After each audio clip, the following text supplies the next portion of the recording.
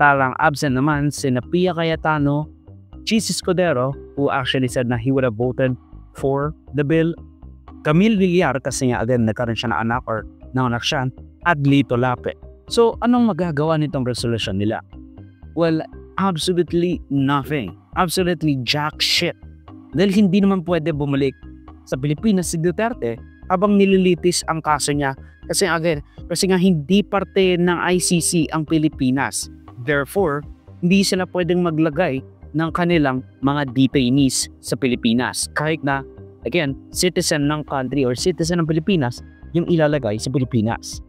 Tatandaan natin na umalis siya sa International Criminal Court noong 2019 kaya hindi pwedeng maglagay ang ICC ng akusado nito sa bansa kahit na ikaw ay citizen ng bansang yon.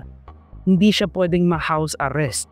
Hindi nga siya pwedeng litisin ng ICC sa Pilipinas kasi si Duterte mismo ang nag-alis sa atin. Siya ang dahilan kung bakit nandun siya, kung bakit siya na-extradite or whatever. Bakit siya nakuha or ba't siya kinuha ng ICC from the Philippines. Imbes na dito siya katula. Kasi nga hindi miyembro ng ICC ang Pilipinas. At ang sabi naman ni Marcos hindi sila babalik ng ICC. Which is kind of funny kasi dati assurance sa mga Duterte na hindi babalik ang ICC kasi nga assurance yon sa mga Duterte and BDS supporters na hindi babalik ang Pilipinas sa ICC.